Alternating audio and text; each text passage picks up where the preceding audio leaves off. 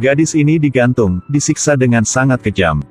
Gadis itu menjerit kesakitan, tetapi Kasim di sampingnya terus memukul. Untuk menyiksa dia, bahkan mengambil lilin untuk menjatuhkan tetes di tubuhnya. Gadis itu disiksa hingga kehilangan wujud manusianya. Tepat pada saat ini, Tuan ada di sini. Ketika melihat gadis itu, dia ingin menghabiskan malam bersamanya. Gadis itu dibawa ke kamar mandi, kemudian 4 Kasim membawanya ke kamar Tuan. Tapi 1 kertas kemudian, gadis itu bangkit dan menggunakan seni bela diri untuk habisin semua Kasim. Ketika gadis itu hendak keluar, ada seorang pria di sudut memegang tongkat pukul sampai pingsan. Dia ingin melakukan hal-hal cabul dengannya. Taois bernama Ziyu Renzang. Setelah menarik kembali ke kamar, menemukan bahwa dia memukul terlalu keras, jadi gadis itu sudah mati. Karena untuk menghapus jejak, Ziyu Renzang masukin mayat ke dalam peti mati. Lalu seret ke kuburan.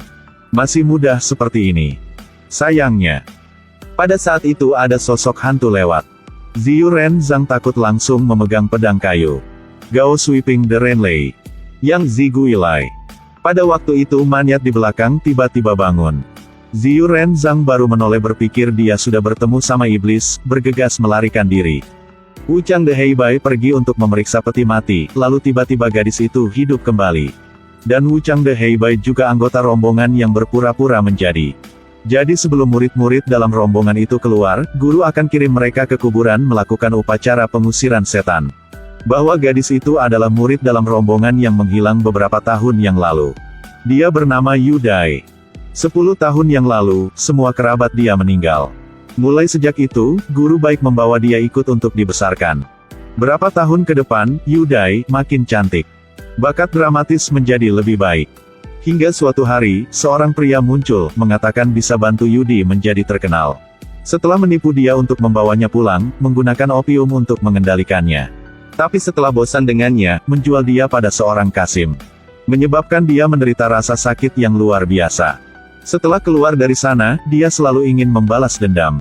Sang Taois sedang kembali ke kamarnya ketika dia melihat tutup peti mati terbuka secara spontan. Dia maju ke depan untuk melihat apa yang terjadi ketika sebuah tangan menariknya ke dalam.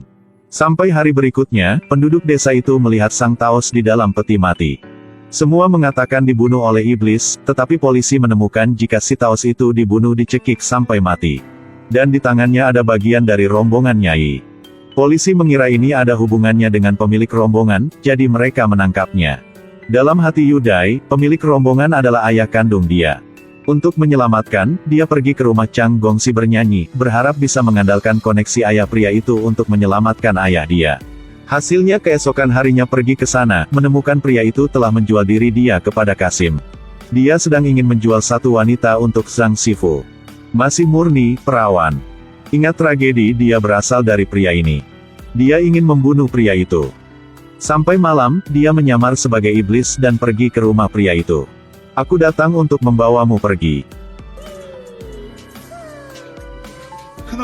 Ketika dia melihat iblis, dia ketakutan dan melarikan diri. Begitu saja pria itu digantung. Karena untuk menyelamatkan ayahnya, dia menyamar sebagai iblis dan masuk penjara. Lihat sepatu bunga polisi takut tutup matanya. Melihat tidak ada yang menghentikannya, dia langsung pergi ke sel. Dia ingin memanggil ayahnya bangun. Diam, tidak boleh bergerak. Kita sedang menggung kamu. Jadi ini jebakan yang dibuat polisi. Mereka selalu curiga bahwa pembunuhnya adalah orang lain dalam drama. Dia mengakui dia adalah pembunuhnya. Dan ayah dia juga dibebaskan. Seperti hukum masa itu, Yudai akan dipawai di depan orang banyak. Lalu dibunuh langsung di tempat. Tenggelamkan dia. Orang dahulu mengatakan bahwa jika memakai pakaian merah ketika mati, akan berubah menjadi iblis. Yudai didorong ke dalam danau. Berpikir bahwa dia akan mati sekarang, tiba-tiba Chong Gongxi muncul dan menyelamatkannya. Pria itu menyembunyikan Yudai di dalam rumahnya. Jadi dia jatuh cinta padanya. Yudai ceritakan padanya kisah hidup dia.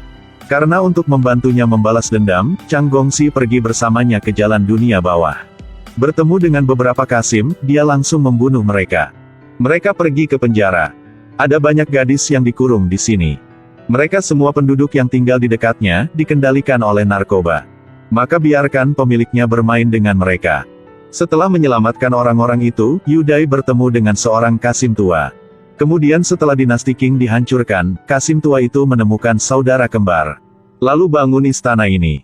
Mereka mengambil gadis muda baru-baru ini untuk memuaskan nafsu mereka. Setelah beberapa saat bertarung, Qasim tua itu ditendang dengan keras. Kemudian dijepit ke kursi. Tepat pada saat itu, Chang Gongxi muncul. Jadi siapa kau sebenarnya? Untuk apa semua ini? Oh Chang Gongxi. Semua ini. Karena saya. Sayangnya, ayahmu adalah seekor keledai. Bahkan jika memberi dia 1000 kuda, juga tidak bergunanya. Tidak berharap rahasianya terkait dengan Chang Gongxi. Siapa pemilik sebenarnya dari istana ini? Apa yang dia maksud dengan itu? Karena filmnya baru tayang jadi saya cuma bisa ceritakan sedikit. Jika kalian tertarik dengan film ini, nonton film ya.